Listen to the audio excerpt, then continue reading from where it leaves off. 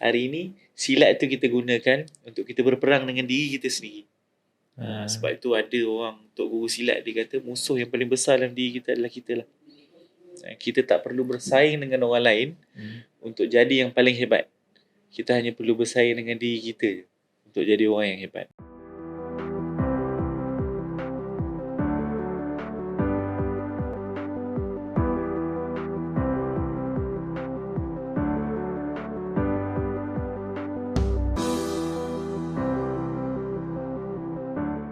Bismillahirrahmanirrahim. Assalamualaikum warahmatullahi wabarakatuh. Saya Rashdan, bersama kita dalam Duduk Sebentar. Kita mengambil aspirasi daripada kata-kata sahabat Ijlis bin Anub bin Sa'ah. Semoga kita beriman sebentar lah untuk mendengar podcast Duduk Sebentar. InsyaAllah pada malam ni kita ada tetamu istimewa, tetamu yang kita jemput jauh di Subang Jaya. Di mana cikgu? Puncak Alam. Puncak Alam. Tuan Guru Silat Hantuah. Sama-sama bertumbuk bertendang lah dengan saya. Jadi, Assalamualaikum cikgu. Waalaikumsalam warahmatullahi wabarakatuh. Sihat ya? Okay, insyaAllah hari ni kita akan sembang sikit lah berkenaan dengan dunia persilatan, berkenaan dengan seni silat dan sebagainya.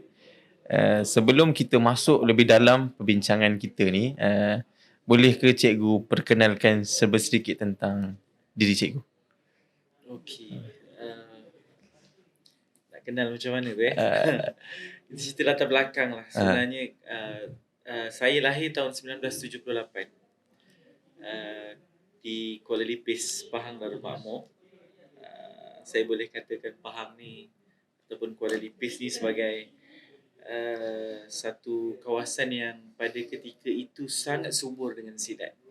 Jadi saya dibesarkan dalam suasana kanak-kanak yang sentiasa melihat silat tu di mana-mana. Dan kalau pada waktu tu pergi kenduri kahwin ke apa semua, permainan silat itu adalah yang ditunggu-tunggu, acara yang ditunggu-tunggu. Jadi sebelum pengantin datang ni memang menjadi tradisi orang-orang yang datang membantu kenduri kahwin pada ketika itu untuk bermain silat. Dan dia wujud lagi tahun 70 pada ketika itu 78 sekitar tahun 80-an, 85, 90 pada waktu-waktu tu. Dan dia tak macam kita sekarang ni, kita merancang, buat demo, buat persembahan, susun langkah sebagainya, tak ada. Pada ketika itu siapa nak masuk main. Jadi bermula je gendang silat tu di Palu, siapa pun akan masuk bermain silat. Dan istilahnya pada ketika itu memang bermain silat. Jadi dibesarkan dalam suasana melihat silat itu sangat-sangat subur pada ketika itu. Dan kemudian daripada situlah sebenarnya cinta kepada silat itu tumbuh. Dan mulalah satu demi satu guru silat kita jumpa, kita belajar. Sebelum kita masuk lebih dalam pengalaman tentang silat cikgu, cikgu perkenalkan berapa anak cikgu? Okey. Isteri berapa orang? Nama penuh Asmadi Abdul Samad. Okey. Seorang guru sekolah rendah. Sekarang ni cikgu silat jugalah. Dah berkahwin, anak 2 orang, menetap di Puncak Alam. Umur sekarang ni alhamdulillah tahun ni 46 tahun. Itu sedikit latar belakang lah. Cikgu anak ke berapa? Anak sulung daripada 7 orang adik-beradik. Boleh panggil Abang Long lah. Abang Long Kuala Lipis. Tapi bukan Abang Long kawasan lah. Okey. Cikgu tadi cikgu cerita cikgu banyak berguru. Maksudnya cikgu bukan belajar dengan satu guru, satu jalur persilatan je? Tak. Tak. Sebabnya ialah pada ketika usia kita muda, dan waktu tu kita juga cuba nak kenal diri kita, kita nak cuba kenal potensi kita, dan kita pun berdepan dengan macam-macam masalah. Dan salah satu cara kita membina diri kita, selesaikan masalah kita adalah dengan cara kita belajar silat. Macam tu aja. Jadi banyak perguruan yang kita jumpa. Kadang-kadang belajar tak habis pun. Kan ada 2-3 perguruan je yang kita belajar sampai khatam pun. Yang sekian banyak tu kadang-kadang kita belajar separuh, tok guru pindah, belajar sikit, tok guru meninggal, macam tu lah kan. Tapi adalah 2-3 perguruan yang kita belajar lama yang kita ni kan. Boleh cikgu share perguruan apa?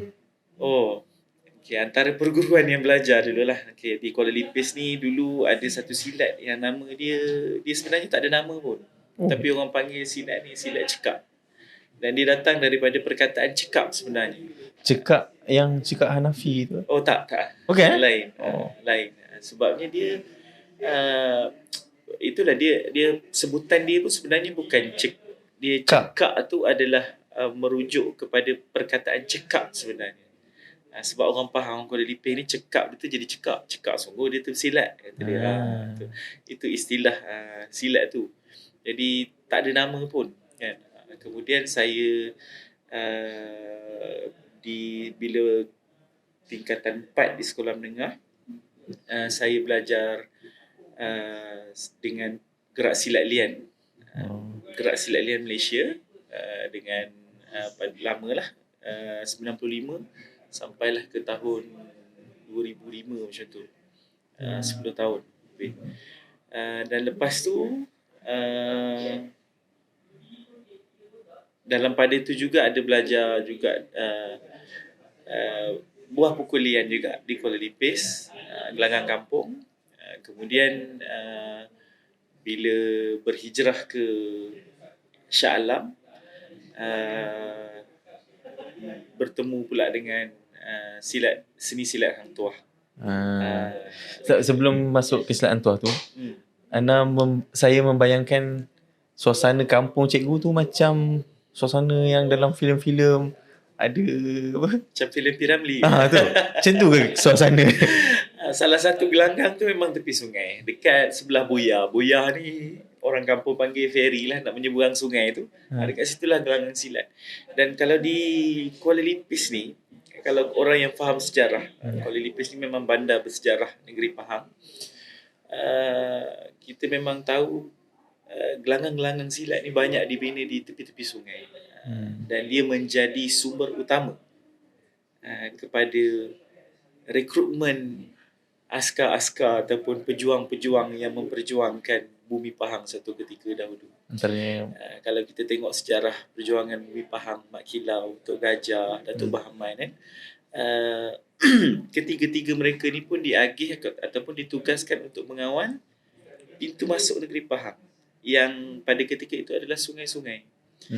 Tok Mat Kilau di Sungai Beluan misalnya, Datuk Bahaman di Sungai Semantan, Tok Gajah, semua tu mengawal di kawasan-kawasan sungai. Jadi tepi-tepi sungai ni banyak gelanggang-gelanggang silat yang dilatih untuk menjadi pejuang. Ya, untuk menjadi pejuang-pejuangan. Sebab itu kalau kita tengok sepanjang sungai bermula daripada Sungai Jelai sampailah ke Sungai Pahang, kalau kita tengok gerak-gerak silat tepi-tepi sungai ni, dia ada satu pergerakan silat yang hampir sama. Cuma namanya saja mungkin berbeza. Dan ada setengahnya tak ada nama silat pun. Tapi dari segi pergerakan sama.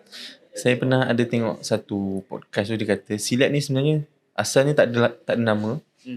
Tapi bila nak daftarkan tu barulah ada mereka nama. Betul? Ada, kalau kita tengoklah sejarah silat ni kan. Silat ni satu sejarah panjang lah. Dan dia ada yang mendakwa silat ini bermula daripada tamadun Hindu lagi, tamadun India dulu lagi dah. Dengan kalau India claim dia punya martial art yang paling lama, silambam, dan juga kalaripayat.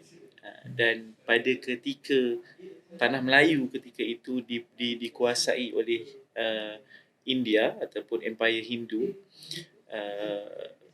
sudah ada seni mempertahankan diri pada ketika itu. Dan kemudian apabila masuk pula saudagar-saudagar ataupun pedagang-pedagang daripada China, dan kemudian ada kawasan-kawasan dalam tanah Melayu ini yang dikuasai pula oleh Buddha. Jadi masuk pula elemen-elemen Buddha ke dalam seni mempertahankan diri. Dan apabila tanah Melayu ini bertukar menjadi sebuah tanah Islam, waktu tu pula masuk pula elemen-elemen daripada agama Islam. Ada juga sumber yang mengatakan bahawa silat ni asalnya daripada saudagar-saudagar Islam yang bawa masuk. Contohnya ada satu sumber yang kalau kita ada satu buku yang menulis tentang silat di Nusantara ni, yang dia menyebut bagaimana seni mempertahankan diri silat ni asalnya daripada satu seni mempertahankan diri yang ada pada zaman para sahabat yang dipanggil Dika. Oh, ada? Dipanggil Dika. Tapi walau bagaimanapun, nama silat ataupun gelaran silat tu sendiri, perkataan silat tu sendiri pun ada banyak pendapat yang menyatakan dari segi etimologinya, dari segi usul, asal usulnya, apa yang bermaksud silat ni. Kalau kita kata silaturahim. Kalau sekarang ni glamour silaturahim lah, itulah datangnya daripada mana silat mendapat nama. Tapi kalau kita tengok satu lagi sumber, sebenarnya dari bahasa Sanskrit. Dalam bahasa Sanskrit sebelum ini, apabila silat ini dipanggil Shila, yang bermaksud memperjuangkan kebenaran dalam bahasa Sanskrit. Ada juga kalau di belah-belah selatan Thailand, dia merujuk kepada perkataan sila. Itu satu bentuk duduk orang Melayu bersila, yang tidak dibuat oleh bangsa lain. Ada bangsa lain yang bersila tak? Kita tengok. Kita boleh Arab tak sila lah. Tak ada kan? Tapi dia seolah-olah jadi identiti, dan gerakan-gerakan tersebut yang dipanggil sebagai silat tu, dia datang daripada perkataan sila. Dan ada juga yang menyebut, kalau kita tengok dalam kamus Dewan kita sendiri pun, perkataan ilat dan elat itu menjadi asal usul kepada sebutan silat, yang mana orang yang mengamalkan ilat dan elat ni, konsep ilat ni maksudnya tidak sempurna, dan elat ni maksudnya muslihat. Dan orang yang bersilat ini daripada situlah dia sebut silat tu. Dan bersilat ni maksudnya orang yang satu, dari segi falsafahnya, dia kena menerima bahawa diri dia itu bukan seorang yang sempurna. Jadi menuntut ilmu, belajar itu adalah salah satu cara untuk dia mencari kesempurnaan. Yang kedua, ilmu silat ini adalah satu permainan yang penuh dengan muslihat. Itulah dalam bahasa Melayu disebut elat. Jadi sebab itu daripada orang yang bersilat ini adalah orang yang penuh dengan muslihat. Sebab silat ni, hari ini kita menggelarkan silat ini seni mempertahankan diri. Tapi satu ketika dahulu silat dikenali dengan nama ilmu perang. Ada dalam sejarah, kalau kita tengok selatan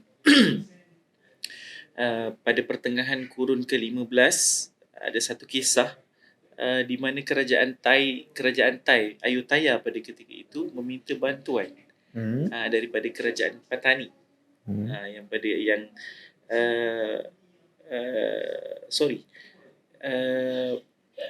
daripada kerajaan Patani yang sewaktu itu diperintah oleh Sultan Muzaffar Shah untuk menghantar 1,000 orang pendekar daripada Patani untuk membantu Thailand berperang dengan Burma.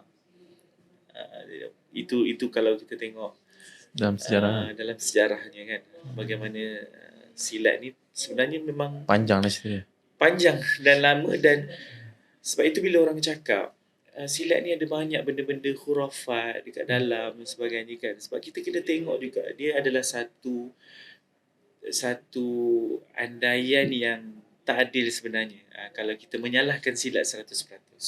Sebab kita kena tengok dari segi sejarah panjang silat yang mula dipengaruhi oleh agama Hindu, dipengaruhi oleh Buddha, dan mungkin kita hari ini masih dalam fasa untuk membersihkan anasir-anasir yang silat yang masih ada elemen-elemen Hindu dan sebagainya. Tapi cikgu dah cerita agak panjang jugalah sejarah tadi daripada perkataan dan sebagainya. Cuma saya lah bagi generasi baru belajar silat. Sama lah, saya pun belajar juga. Saya tak pernah berada di dalam masyarakat yang sana belajar silat. Jadi bila orang belajar silat nampak macam terlalu asing bagi saya lah. Cumanya bagi saya lah, saya nampak silat ni seakan-akan bermula daripada Datuk Bio Abdul Rahman. Gayo. Seakan-akan tu lah, sebab tak ada nama lain rasanya. Betul tak? Okey, Datuk Mio ni sebenarnya adalah antara orang yang penting dalam sejarah dunia silat. Sebab dia adalah antara, kita boleh kata, orang yang membawa perubahan besar dalam silat. Kalau dulu, sebelum zaman Datuk Mio ni, silat kita boleh katakan dia memang mungkin belajarnya tu tak ada silibus, belajarnya tu tak bersistem, betul-betul atas guru sebagainya. Tapi bila Datuk Mio ada, Datuk Mio ni rasanya adalah antara orang yang pertama yang Membuku. berusaha menyusun dan menghasilkan satu sistem yang tersusun untuk orang Melayu belajar silat. Dan dia juga, kita boleh katakan, seorang legenda. Walaupun saya tak belajar gayung pun, tapi sebagai orang silat, saya mengakui bahawa dia adalah seorang legenda dalam silat yang berjaya mengangkat kembali silat yang pada ketika itu mungkin orang pun dah tak berapa ni ke kan, tapi dia mengangkat silat ni menjadi satu fenomena yang ramai orang belajar silat selepas tu. Dan perjuangan dia tak sia-sia, even sampai sekarang orang masih lagi meneruskan perjuangan silat gayung ni. Betul ke kalau saya kata gayung lah silat terbesar kat Malaysia ke? Oh tu wallahualam, saya tak ada data tu lah. Tapi ada beberapa lagi silat-silat Melayu yang saya kira pernah menjadi bahan, pernah menjadi orang kata sejarah lah, yang disebut dalam sejarah-sejarah besar tanah air kita kan. Antaranya kalau kita tengok dengan nama-nama hebat macam Kiai Saleh. Okey, dia silat apa? Kiai Saleh yang selendang merah. Okey, parang terbang tu ke? Parang terbang kan. Legenda parang terbang Kiai Saleh. Itu silat apa? Ada yang mengatakan dia adalah silat sending. Ada juga yang mengatakan bahawa dia silat, memang nama silat dia tu selempang merah. Misteri ke Kiai Saleh tu? Dia bukan misteri, dia orang maujud, orang hidup. Yelah, maksudnya silat dia tu misteri ke? Maksudnya adakah dia seperti sosok Abu Ubaidah tu? Misteri. Macam mana tu? Yelah, maksudnya kenapa silat dia tak dikenali? Sekarang kot mungkin kita dah melupakan peristiwa-peristiwa macam tu kan. Tapi satu ketika dahulu, selendang merah ni adalah antara orang kata, kalau orang belajar silat ni, itu adalah antara silat yang nak cari lah kononnya kan. Paling kita nak cari, nak belajar lah. Saya bila saya belajar silat ni, ramailah yang ajak bersembang sebagainya kan.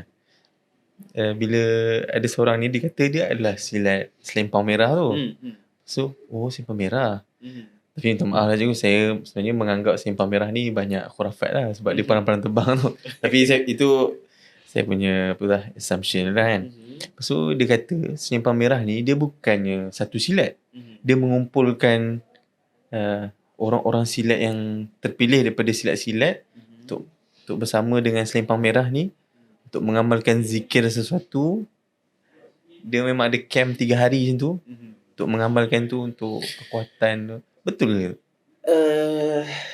Saya tak, wallahualam, saya pun tak tahulah tentang perkara tersebut. Tapi kalau kita tengok sewaktu negara kita diancam komunis, ada beberapa nama yang juga turut naik macam selempang merah ni. Macam di Pahang ni kita ada Pawang Nong di kawasan Ulu Ceka yang mempertahankan kampung Ulu Ceka dan kawasan sekitar tu daripada ancaman komunis.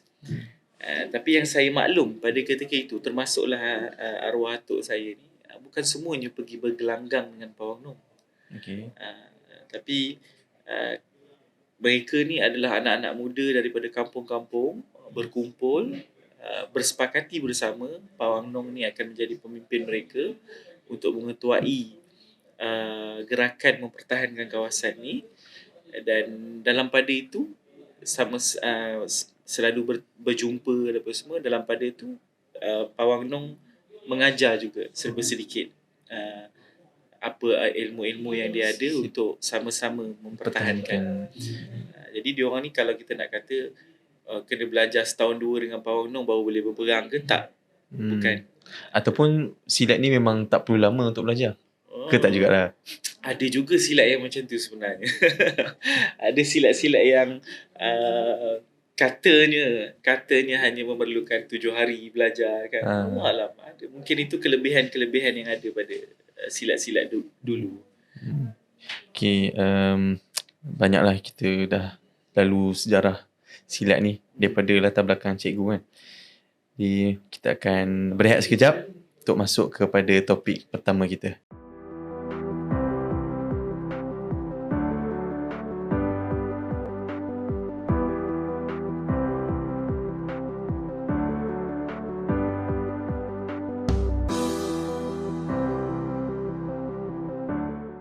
Bismillah, kembali kita dalam duduk sebentar. Kita bersama dengan Cikgu Asmadi. Kita akan bincang tentang silat lah. Seterusnya Anda nak tanya Cikgu, bagaimana penerimaan silat dalam masyarakat Melayu Malaysia sekarang? Sebab saya ada pernah dengar dia ada kempen satu sekolah satu silat, betul? Dalam masyarakat dan sekolah macam itulah secara umum. Tak tahulah nak kata kempen satu sekolah satu silat ni kan. Tapi memang kalau ikutkan silat diterima dalam aktiviti co-curriculum sekolah. Yang banyak lah. Dan dia dimasukkan di bawah unit uniform. Unit beruniform. Maksudnya penglibatan murid-murid dalam silat di sekolah akan ada penilaian, pentaksiran dan ada markah ataupun grade yang diberikan kepada murid tersebut, dan akan membantu dia lah nanti untuk masuk ke untuk meneruskan pelajaran dia lah. Dari segi penerimaan silat, dia ada fasa naik dan ada fasa turun dia lah.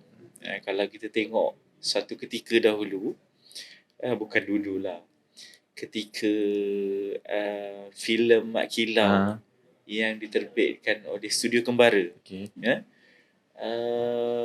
pada ketika filem itu ditayangkan, Satuan Seni Silat Hang Tuah sendiri menerima begitu banyak permintaan untuk menghantar anak-anak mereka belajar silat. Memang efek lah. Dan kita tanya kawan-kawan kita yang daripada gelangan-gelangan lain pun, mereka kata memang ramai orang nak belajar silat pada ketika itu.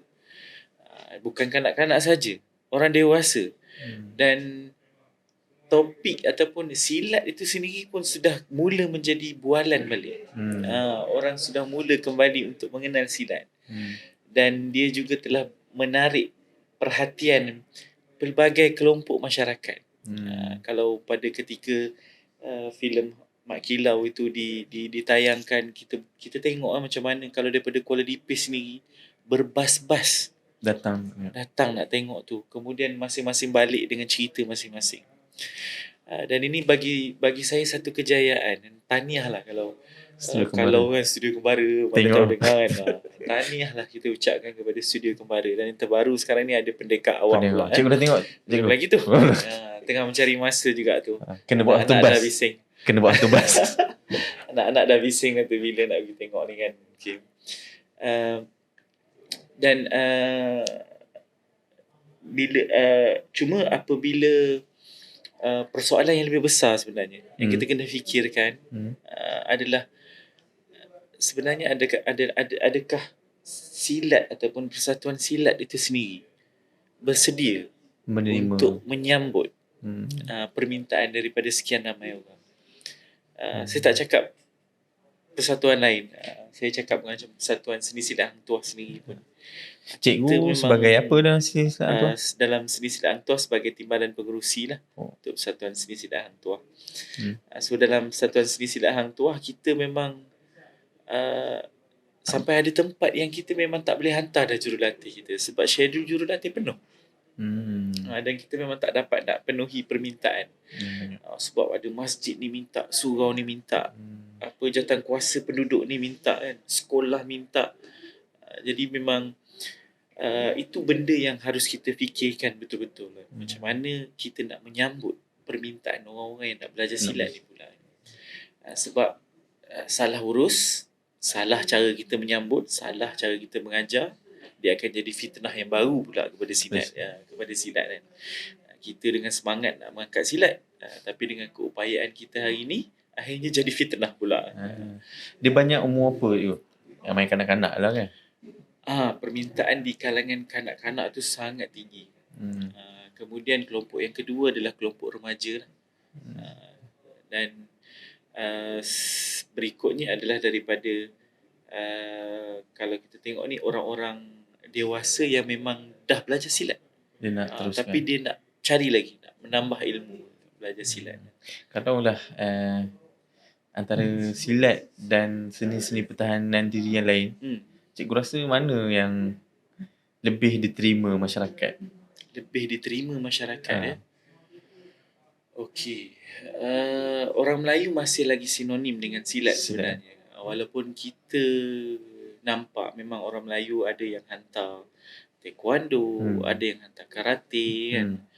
Tetapi silat masih lagi menjadi pilihan utama orang Melayu sebenarnya. Mungkin sebab dari segi budaya dan juga pengamalan dalam silat itu sendiri, dia tidak terlalu jauh berbeza dengan adat resam dan juga amalan-amalan dalam budaya kita orang Melayu kan.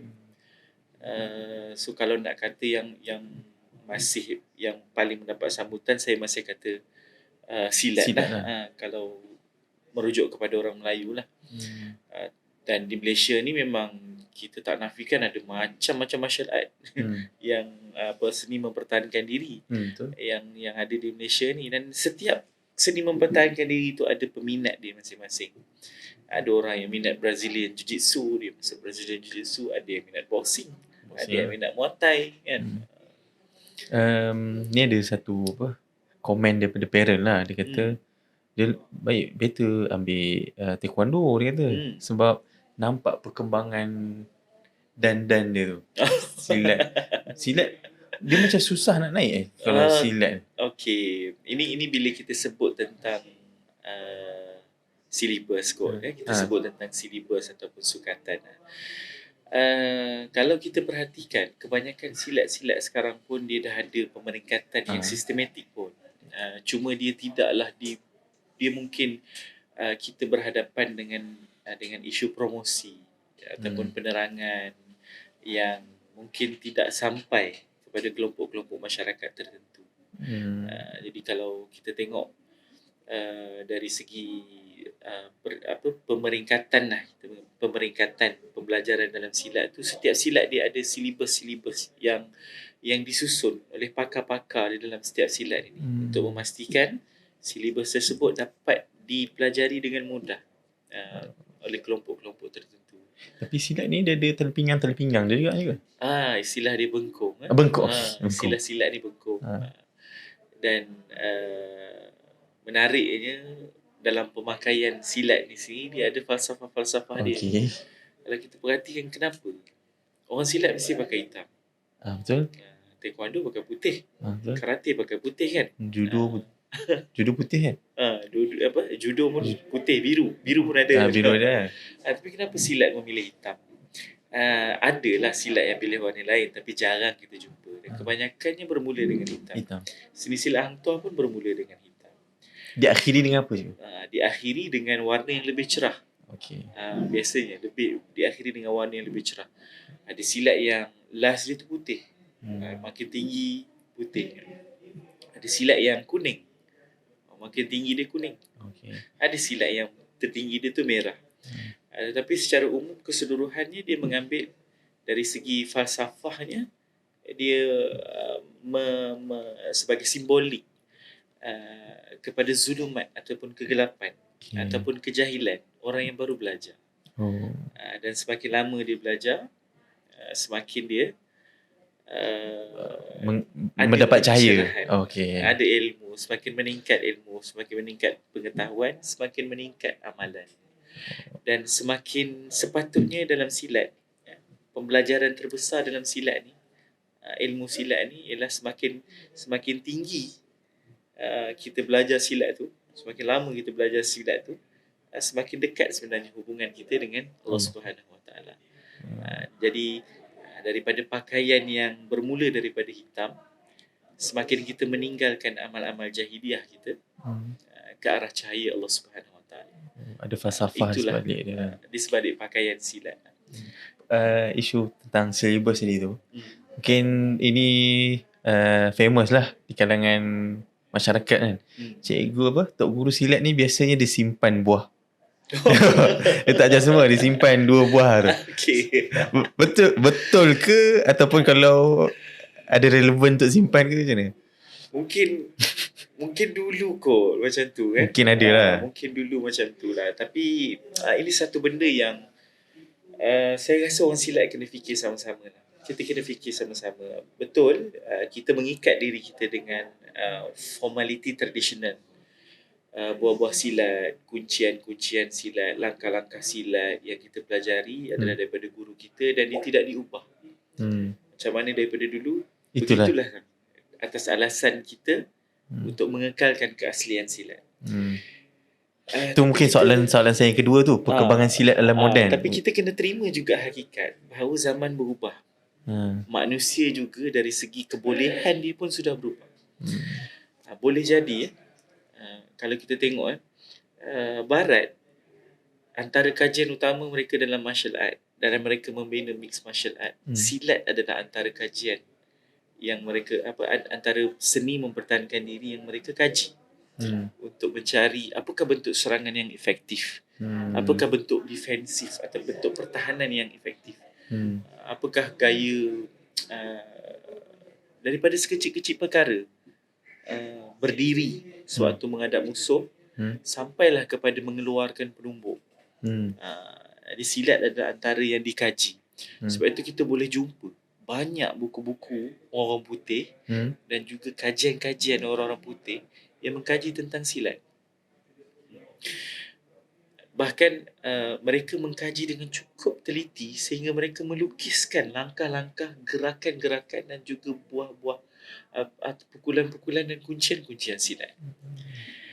Jadi, poin saya nak bawa ni, maksudnya, kalau kita masih mengekalkan dengan elemen-elemen tradisional sedia ada, benda tu mungkin orang lain dah kaji dan dah tahu dah. Dan mereka berkembang. Mereka mengkaji, mereka berkembang. Kita ambil contoh. Adakah silat ni tak berkembang? Dia kita tak boleh rumuskan keseluruhannya macam tu. Dari segi penerimaan masyarakat mungkin dia berkembang. Dari segi pengembangan organisasi silat itu mungkin dia berkembang. Kalau dulu tak ada struktur jawatankuasa apa semua, sekarang lebih baik. Dulu tak ada silibus, tak ada sukatan pembelajaran, sekarang lebih baik. Mungkin dari sudut itu dia berkembang. Tetapi macam mana dari sudut kajian? Adakah penumbuk yang kita gunakan ratusan tahun yang dulu masih lagi efektif pada zaman sekarang ni? Adakah kuncian yang kita warisi daripada beberapa generasi tok guru kita dulu, adakah ianya masih lagi efektif dan masih lagi dianggap sebagai gila hari ini? Sedangkan poin saya yang pertama tadi, semua ni orang dah kaji dah. Boleh jadi dia dah tahu di buku dah. Kan? Boleh jadi dia dah tahu dah cara nak dan digunakan pun. Kalau kita tengok dalam MMA, berapa banyak gerakan-gerakan dalam MMA yang menggunakan konsep silat, terutama dalam bab kuncian. Macam grappling lah. Ya, grappling, teknik gelut sebagainya kan. Walaupun mungkin ramai yang kata itu Brazilian Jiu-Jitsu, tapi cuba kita perhati betul-betul macam mana teknik tumbukan, macam mana teknik elakan keluar daripada garisan lurus, macam mana langkah disusun. Kita tak boleh kata dalam MMA tak ada silat. Cukup banyak sebenarnya kalau kita perhatikan. Mungkin tak ada orang silat tapi elemen silat tu banyak lah. Ya, sebab itu sebab mereka mengkaji. Kita bagaimana? Adakah kalam guru tu masih dianggap keramat, tidak boleh dipertikaikan, tak boleh dikaji? Ataupun sebenarnya masa kita dah sampai, mana kita sepatutnya mencari untuk kita kritik kita punya keberkesan. Bukan sekadar kritik, bukan sekadar mengkritik, tapi kita menambah baik, meningkatkan efisiensi silat itu sendiri, keberkesanan silat itu sendiri, untuk berhadapan dengan seni mempertahankan diri lain yang semakin Berkembang lah. semakin inovatif lah bahasa hari ni kan, dengan macam-macam. Dan mereka mencari langkah-langkah yang praktikal, yang simple dan praktikal. Bagaimana kita? Tapi sebelum tu betul ke silat ni dia tak boleh diajarkan kepada selain selain yang beragama Islam, selain Muslim? Itu mungkin peraturan-peraturan yang dibuat oleh perguruan-perguruan tertentu. Tapi kalau kita tengok banyak je silat yang dah terbuka, sehingga kan silat boleh diajar sampai buka gelanggang sampai luar negara. Kan? Ada perguruan-perguruan silat yang memang sampai ke luar Itulah negara. sebabnya silat kita ni orang kaji mendalam. Sebab tu dia jumpa cara nak mengalahkan silat. Kalau kita tengok, itulah juga konflik yang berlaku dalam bela diri lain pun. Oh ya. Kita tengok Wing Chun misalnya. Pernah berlaku konflik dalam Wing Chun. Nak mengekalkan tradisi Wing Chun yang tradisional ataupun nak buat yang baru, Wing Chun yang baru. Yang ada improvement sampai terpecahnya aliran-aliran lain kan. Ada pecahnya. Macam Bruce Lee misalnya, dia buat Jeet Kune Do. Bagi dia itu efisien. Dia mengkaji teknik. So kita pula bagaimana? Adakah kita akan menganggap orang silat yang mencipta gerakan-gerakan baru, teknik-teknik baru ni sebagai penderhaka? Seperti mana orang-orang seni mempertahankan diri Cina pada ketika itu menganggap Bruce Lee itu penderhaka. Kalaulah kita banyak ubah, nanti tak adalah keaslian dalam silat. Ada benda yang tetap dan ada benda yang boleh berubah. Okey.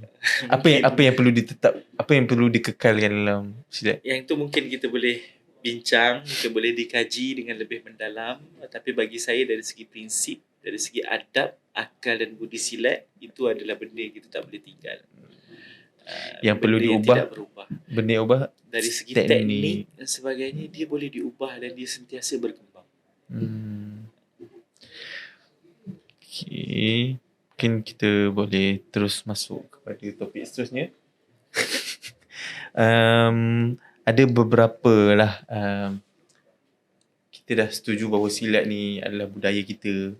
Silat ni perlu kita teruskan. Cuma ada beberapa perkara lah. Contohnya tentang khurafat dalam silat. Time saya nak belajar tu memang banyak kawan-kawan cakap, baik belajar lain lah silat ni.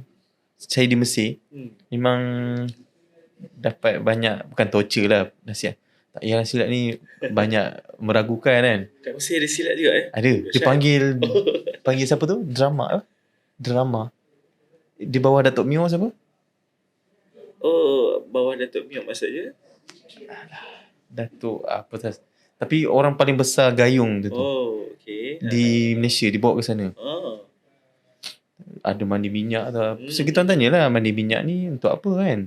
Orang yang join tu kan cakap untuk sekian-sekian. Dia ada baca ayat Quran. Ayat Quran apa dia baca? Anak tak dengar. Macam mana boleh kata dia ayat Quran? Saya kritik tanya kan. Jadi banyak yang meragukan lah. Banyak. Mungkin tu budaya, tapi apa pendapat cikgu tentang khurafat dalam silat? Okey, bila sebut khurafat dalam silat ni yelah, memang khurafat ni berlaku di mana-mana. Betul. Pun. Tapi bila kita cerita bab silat ni, kita menyentuh spesifik tentang khurafat dalam silat ni, kita tak nafi memang perkara tu wujud. Tapi perguruan-perguruan perguruan-perguruan silat di Malaysia sebenarnya dipantau. Untuk dari segi pendaftaran elemen-elemen khurafat ni, sebenarnya mereka dipantau oleh Jabatan Agama untuk memastikan bahawa elemen-elemen khurafat ni tidak ada dalam perguruan-perguruan silat ni. Okay. Dan ada satu lagi andaian, macam saya sebut mula-mula tadi lah. Sebab silat ni, kebanyakan silat-silat yang kita boleh kata yang ada benda perkara-perkara khurafat ni adalah silat-silat lama yang masih mengamalkan amalan-amalan ritual ataupun tradisi yang diwarisi turun-temurun daripada guru-guru terdahulu sebelum tu kan. Jadi saya beranggapan, andaian saya ialah dia masih lagi dalam fasa ataupun proses pembersihan. Okay. Sebab ada banyak benda yang kita kalau kita melihat kepada perubahan sosial, masyarakat Islam Melayu, ada banyak benda yang kita berubah secara beransur-ansur. Sebagai contoh, untuk menghapuskan amalan mandi safa dalam kalangan orang Melayu, berapa puluh tahun agaknya masa yang diambil untuk orang Melayu mengatakan bahawa perkara itu adalah khurafat. Kalau tidak, dulu dia jadi pesta. Betul? Satu ketika dahulu dia jadi pesta. Okay? Begitu juga dengan amalan-amalan dalam silat. Jadi ada fasa-fasa dia, dan ke depan mungkin perkara tersebut apabila pendidikan, aras pendidikan orang-orang kita semakin meningkat, kesedaran orang-orang kita semakin meningkat, jadi perkara itu akan gugur secara beransur-ansur sehingga kita boleh menerima amalan-amalan dan ibadat-ibadat yang sahih sahaja dalam silat. Mungkin cikgu boleh share amalan khurafat yang ada dalam silat? Okay, dalam silat ni kadang-kadang ada setengah silat yang mengamalkan serapah. Ni bukan ayat Quran contohnya. Serapah ni menggunakan kata-kata bahasa-bahasa lama yang tak difahami lah maksudnya. Yang kita boleh faham, tapi mungkin ada jugalah, contohnya aku tahu asal-usul kamu daripada sekian, last kali di akhir dengan berkat aku pakai kata la ilaha illallah Muhammad Rasulullah, kan. Itu adalah antara serapah-serapah yang diamalkan dalam silat-silat ni, nak bagi kuat tangan, nak bagi tapak tak jatuh, maksudnya tapak tu kukuh, langkah tu kukuh, kan. Al-maklum nak bermain atas kapal, kadang-kadang nak bertempur atas perahu, macam mana kan supaya tapak tu tak beralih, tak jatuh dan sebagainya. Ada serapahnya. Ada serapah-serapahnya. Jadi dan amalan-amalan ini adalah antara amalan-amalan yang kalau ikut pun sekarang ni semakin ditinggalkan dah. Tapi tak nafi juga ada beberapa ritual-ritual, macam contoh mandi, kain putih. Masih ada diamalkan? Masih ada yang mengamalkan ritual-ritual sebegitu, kan, dengan kepercayaan. Dengan kepercayaan bahawa perbuatan itu akan memberi manfaat. Contohnya kain yang dibawa mandi bersama itu akan memberi manfaat kepada dia sebagainya, kan. Itu antara benda-benda yang saya kira perlu dibersihkan. Contohnya macam kebal, ada ke amalan yang untuk kebal? Kalau kita tengoklah Nabi pun Allah SWT sebut dalam Al-Quran mendapat luka. Jadi apatah kita ni pula, kan. Itu kekasih Allah SWT yang tubuhnya, badannya, kan. Tapi dia boleh cakap, cikgu, dia boleh cakap Nabi Ibrahim Allah selamatkan daripada api. Boleh jadi. Sebab tu cuma saya tidak mengatakan bahawa kalau kamu buat ayat ni kamu akan kebal. Tapi saya akan mengatakan kalau kamu mohon kepada Allah SWT, kamu boleh jadi kebal. Betul tak? Seperti mana Ibrahim mohon perlindungan daripada Allah SWT, Allah SWT perintahkan api untuk menjadi sejuk. Itu tak mustahil, perkara tersebut tak mustahil, kan. Tapi kita bukanlah bermakna dengan amalan kita dan sebagainya kita percaya benda tu, tapi dengan doa kita, mungkin dengan niat kita dengan Allah SWT, Allah SWT nak selamatkan kita daripada apa pun boleh. Jadi ada beberapa khurafat yang masih diamalkan lah dalam silat ni. Ya, dan saya juga tak nafikan itu adalah antara concern utama parent-parent tak nak hantar anak belajar silat. Ada je wujud je macam tu, kan. Sebab dia tak nak anak dia terpengaruh dengan kepercayaan khurafat macam tu lah. Cikgu ada beberapa silat dia ambil gerakan dia daripada solat. Dia tu maksudnya okey ke macam? Okey lah. Wallahualam, itu mungkin pertimbangan Tok Guru dia macam mana, kan. Bagi saya, selagi mana pergerakan itu praktikal, memang boleh pakai dalam tempur, silakanlah, kan. Even itu dalam solat. Kalau kita tengok silat-silat lama dulu, asal-usul kebanyakan silat ni pun diambil daripada gerakan-gerakan binatang. Ada ular, ada gerakan burung, gerakan bunga. Sebab kita kena faham macam mana hubungan orang Melayu dengan alam suatu ketika dahulu. Even bila dia menceritakan tentang silat juga, banyak dikaitkan dengan elemen-elemen alam. Macam mana permainan silat orang Melayu, dia mengambil ibarat padi.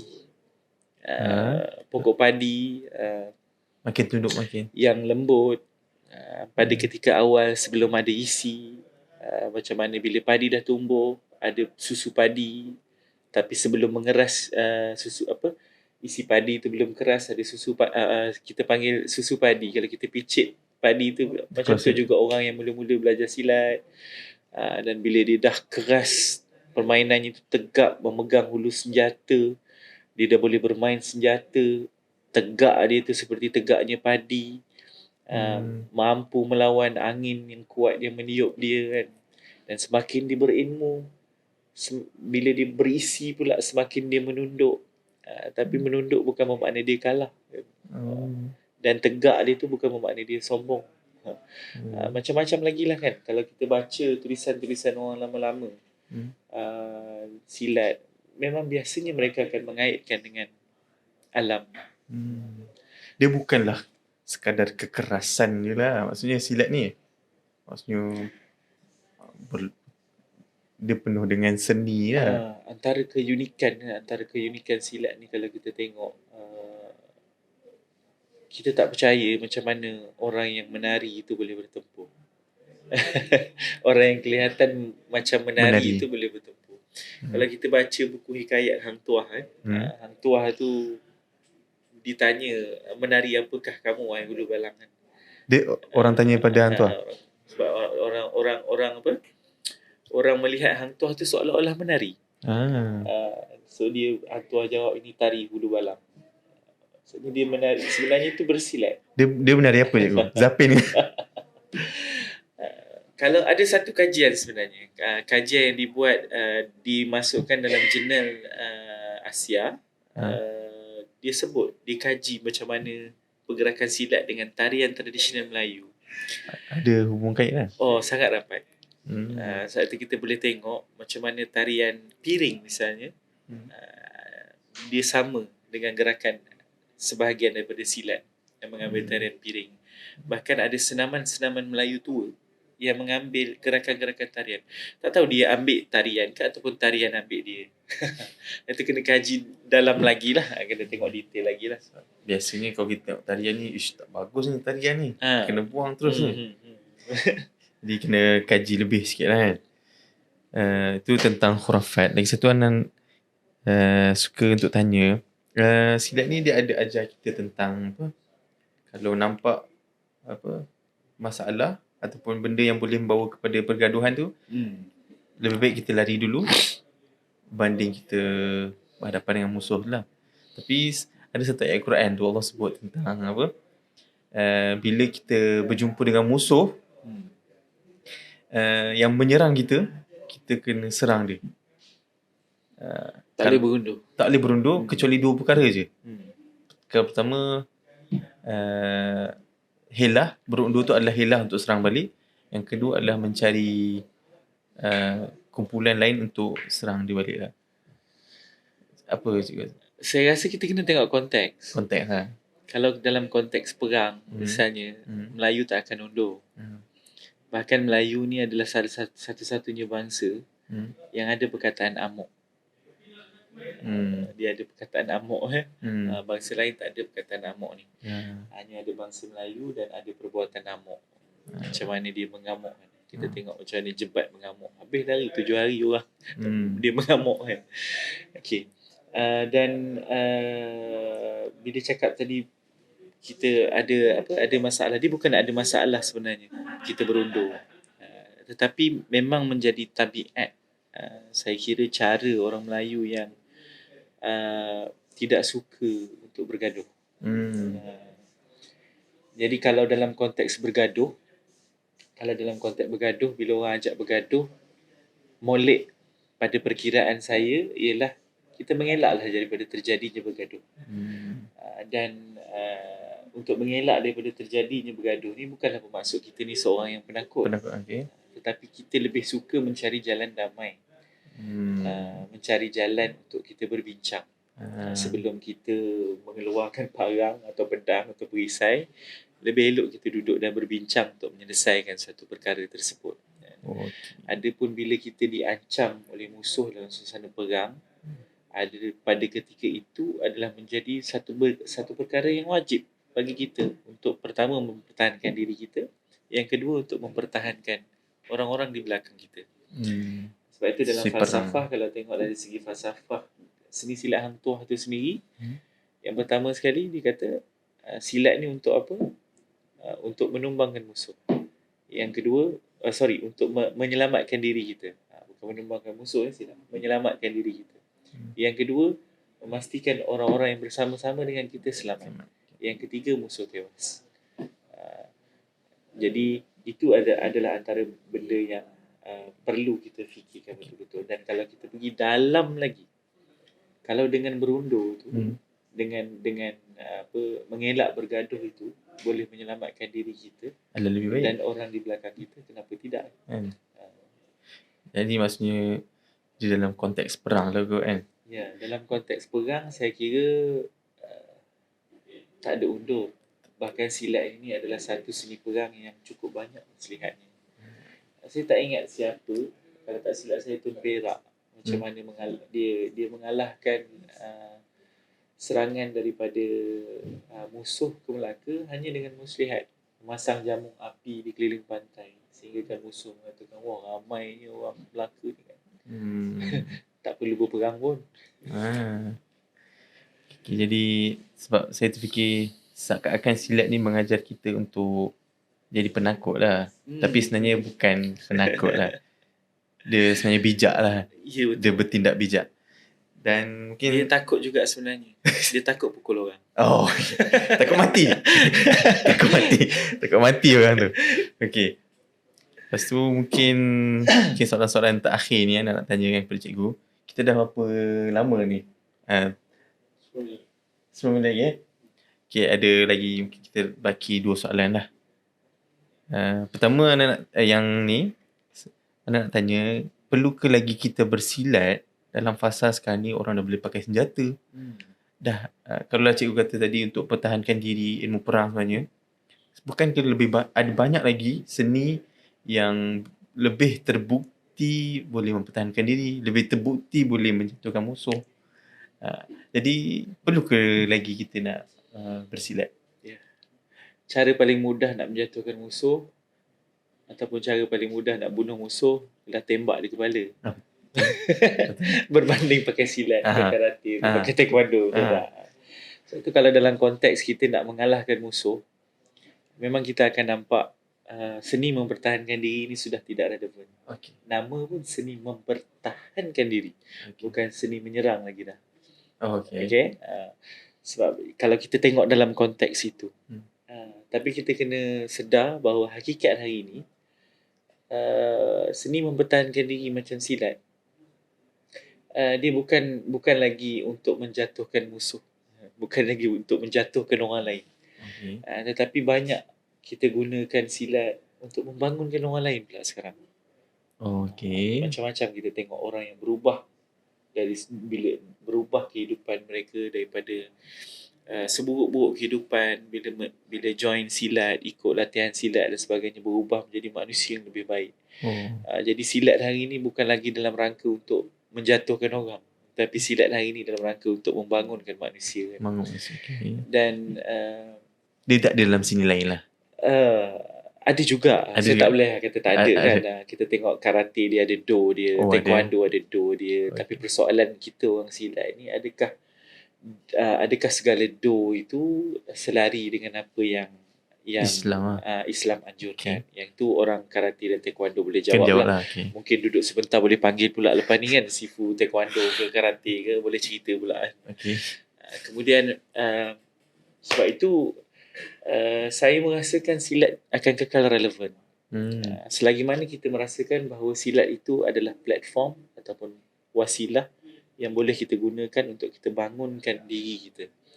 Dan dia adalah wasilah yang kita boleh gunakan untuk bangunkan ahli keluarga kita dan juga orang lain di sekeliling kita, masyarakat sudut pandang kita. Yang sangat menarik. Sebab itu silat hari ini bukan sekadar orang kata teknik mana yang paling berkesan untuk menjatuhkan musuh. Tetapi silat hari ini akan berbincang tentang pendekatan bagaimana yang lebih sesuai untuk memakmurkan masyarakat. Okey. Orang pendekatan mana dalam silat yang paling sesuai untuk menanamkan kecintaan anak-anak kita ni kepada tanah air kita, kepada agama kita, kepada bangsa kita. Itu strategi ke depan yang kita kena fikirkan. Dan kalau kita berfikir macam tu, insya-Allah silat akan terus relevan. Kalau kita fikir masih lagi dalam kerangka fikir orang mana kita nak pukul, musuh mana kita nak tewaskan. Jadi itu menghadkan. Bukan tak penting, mempertahankan diri tu penting juga benda tu, tetapi dia bukan segala-galanya lagi dah. Berbanding suatu ketika dahulu, silat ni kita belajar sebab kita nak pergi perang. Kita belajar mempertahankan diri, kita nak pergi perang. Silat hari ni kita nak pergi perang kat mana? Hari ini silat tu kita gunakan untuk kita berperang dengan diri kita sendiri. Sebab itu ada orang, Tok Guru Silat dia kata musuh yang paling besar dalam diri kita adalah kita lah. Kita tak perlu bersaing dengan orang lain untuk jadi yang paling hebat. Kita hanya perlu bersaing dengan diri kita untuk jadi orang yang hebat. Untuk kita kalahkan diri kita yang malas lah. Diri kita yang kecil kat dalam tu kan, yang selalu cakap aduh malasnya apa semua kan. Jadi seni tu yang kita belajar dalam silat sekarang. Dia pindah terus jadi relevan lah, masih relevan lah silat ni. Dan mungkin soalan yang terakhir yang nak tanya, kita pun tengah berbaki beberapa masa. Kalau kita sembang orang silat ni, mestilah akan terkeluar juga, dia akan cakap kita nak mempertahankan bangsa, agama dan negara. Salah ke? Dia, tujuan tu tak salah. Mampu ke silat memperjuangkan bangsa, agama dan negara? Sebabnya apa? Sekarang ni terbukti orang yang memperjuangkan bangsa, agama dan negara tu adalah orang seperti Hamas. Orang yang dekat dia dengan Al-Quran. Orang yang mahir bacaan Al-Quran. Maksudnya dekat dengan dekat dengan Allah, melazimi masjid. Dan kita nampak dia hidup dengan suasana yang sangat soleh kan. Tak ada pukul-pukul orang. Ada satu temu ramah dia kata, muka orang Hamas ni saya bayangkan muka yang ganas macam tentera. Rupanya muka baik, macam muka orang kena bully sebagainya. Muka yang baik lah. So orang silat pun muka mungkin saya rasa orang silat tak ada benda tu lah. Dalam saya belum jumpa lah kot orang yang ni saya nampak pembesar-pembesar silat yang diportraykan di media ni, nampak saya rasa tak sama tu jauh lah. CP pun tak. Cikgu rasa macam mana? Okey lah. Kalau kita kata kita pergi pada yang mula-mula tadi kan, mampukah silat ini untuk mempertahankan agama, bangsa dan tanah air? Kalau kita tengok pada sejarah yang sekian lama, silat ni memang menjadi platform untuk pahlawan-pahlawan kita dulu-dulu. Yang pahlawan ni bukannya orang biasa-biasa. Ayat orang budak-budak hari ni kata orang biasa-biasa. Bukan. Kita tengok Mak Kilau sudah. Dia lah imam, dia lah ustaz. Even sewaktu dia dalam pelarian, menyamar sebagai Mak Siam di Kuantan, apa kerja dia buat? Dia mengajar mengaji. Dia mengajar mengaji kan anak-anak kan. Jadi sebenarnya orang silat dulu-dulu adalah orang yang dekat dengan agama. Dan kenapa pahlawan-pahlawan Pahang bangkit menentang Inggeris? Kenapa pahlawan-pahlawan Melayu bangkit menentang Inggeris? Ada yang kata sebab cukai. Tapi kalau sebab cukai pun saya boleh katakan iyalah sebab cukai. Kenapa? Kerana pada ketika itu mereka faham membayar cukai kepada kufar bermakna tunduk, mengiktiraf kufar sebagai pemimpin. Dan kalau kita yang faham agama ni Ustaz, adakah itu dibenarkan dalam Islam? Kan? Sebab itu dia bangkit. Bukan isu dia tak dapat duit. Bukan isu dia mata pencarian dia hilang. Tak. Tetapi ni isu walak dia kepada siapa. Dan isu amanah dia dalam memelihara agama di bumi Allah SWT itu telah pun diancam oleh satu kuasa kufar yang ingin memerintah dan mengubah sistem pada ketika itu. Jadi kita boleh kata orang-orang silat dari dulu lagi adalah orang-orang yang berjuang mempertahankan agama, bangsa dan tanah air. Terbuktilah dalam sejarah. Terbukti. Dan hari ini kita tak nafi, zaman berubah dan manusia berhadapan dengan macam-macam lagi cabaran. Dan proses, bila saya kata ni, minta maaf lah kalau terlalu sensitif, tapi bagi saya peranan besar silat hari ini adalah untuk kembali mengangkat semangat jihad orang-orang Melayu. Silat itu bukan sekadar melangkah, menumbuk, menangkis, menjerit sambil melompat ke sebagainya, tidak. Tetapi peranan lebih besar silat adalah untuk kembali mengenalkan orang-orang Melayu kepada semangat jihad untuk mempertahankan agama, bangsa dan tanah air. Daripada mana kita nak belajar mengembangkan semangat jihad ini? Kalau tidak dalam pencak, dalam sesi-sesi kita berpencak, dalam sesi-sesi kita berlatih silat tersebut. Tapi cikgu, orang silat ni saya tak nafi diorang memang bersemangat jihad. Cumanya adakah jihad itu terpandu lah? Bagi saya benda ni proses. Bagi saya benda ni proses. Dan sebab itu kita melihat orang-orang agama lah yang bagi saya paling perlu untuk mendahului silat. Kalau kita tinggalkan silat ni kepada orang-orang lain yang mungkin jahil dari sudut agama dan sebagainya, dia akan bawa silat ni ke arah yang dia nak. Tetapi kalau saya percaya, kalau silat ini dipelopori oleh orang-orang yang ada fikrahnya untuk mempertahankan agama, bangsa dan tanah air, jelas ibadahnya, berpandukan kepada syariat Allah Subhanahu Wa Taala, maka silat akan melahirkan orang-orang yang sahih dan semestinya dapat mempertahankan sebab agama, bangsa dan tanah air. Sebab apa? Sebab di situlah berkembangnya semangat jihad seorang pesilat itu. Betul. Kalau tidak, kat mana lagi? Betul. Sebab saya pernah dengar satu kisah Syekh Izzuddin Al-Qassam. Dia dalam satu tulisan tu dia cakap, aku ni adalah orang yang alim lah, mengajar berpuluh tahun, kitab berpuluh-puluh. Tapi ketika mana seruan jihad turun, aku nak pergi perang, bila dengar bunyi tu dia rasa takut. Dan dia berundur lah. Dia kira dosa lah kat situ kan. Lepas tu dia kata dia solat malam, dia menginsafi, dia mohon maaf kepada Allah sebagainya.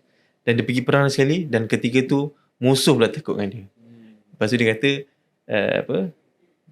keberanian depan musuh ni bukanlah dengan banyaknya kitab tu, tapi dengan betapa kita dekatnya dengan Allah dan berkebergantungan dengan Allah SWT lah. Jadi semoga kita tergolonglah di kalangan orang yang semangat berjihad tu. Betul, insya-Allah. Cumanya itulah, saya sangat, macam mana kita nak memimpin silat punya semangat jihad lah dalam semangat-semangat tu kan. Sebab tak terpimpin saya rasa. Itulah dia bukan, kalau kita cakap pasal isu tu, dia bukan sahaja konflik dalam silat sebenarnya. Bila kita cakap tentang memimpin tu kan, memimpin perubahan sebegitu dalam silat, saya kira dia perlu kepada satu anjakan yang lebih besar di luar silat itu sendiri. Sebab orang Melayu sendiri pun kena berfikir secara jelas ke mana hala tuju orang Melayu ni sebenarnya. Sebab kalau hari ini kita terikut-ikut, dan benda ni orang-orang silat kena fikir juga. Kena fikir survive. Orang-orang silat bukan hanya memikirkan tentang tapak, langkah, buah dan kuncian yang mereka belajar, tapi orang-orang silat kena fikir ke mana dia nak bawa bangsa dia. Kita orang silat bukan saja perlu berfikir nak bawa orang ke gelanggang, tapi orang silat sepatutnya orang yang lebih jelas berfikir macam mana nak bawa orang untuk mencintai bangsa dia dan sekaligus memperjuangkan bangsa dia ke arah kebaikan. Itu yang lebih utama. Itu lebih penting. Sebab itu saya cakap, kalau silat ini diungguli ataupun dipelopori oleh orang-orang yang punya fikrah pemikiran macam tu, para ilmuwan dan orang-orang mungkin agamawan yang ada pemikiran yang sebegitu. Seperti zaman nak kilau lah kan. Kita boleh nampak 10 tahun atau 20 tahun akan datang, silat ni memang akan mampu melahirkan orang-orang yang akan menjadi barisan utama yang akan mempertahankan agama, bangsa dan negara. Terima kasih cikgu, sangat menarik perbincangan kita malam ni. Saya mungkin boleh simpulkan pertama sekali, silat ni bukanlah menjatuhkan orang, tapi bukan sekadar menjatuhkan manusia, tapi dia membangunkan manusia. Jadi itu fungsi silat. Itu fungsi silat. Yang kedua tadi, kita perlu kembalikan semangat jihad yang terpimpin, yang dipimpin oleh agama kita lah, agama Islam. Terima kasih cikgu memberi sudut pandang yang lain dalam silat. Terima kasih kembali sudi bersembang hari ni. Sudi bersembang. Mohon maaf atas kekurangan. Sama-sama. InsyaAllah kita akan berjumpa lagi dalam sembang duduk sebentar di dalam tajuk yang lain insyaAllah. Kita tutup dengan Assalamualaikum warahmatullahi wabarakatuh. Terima kasih. Terima kasih.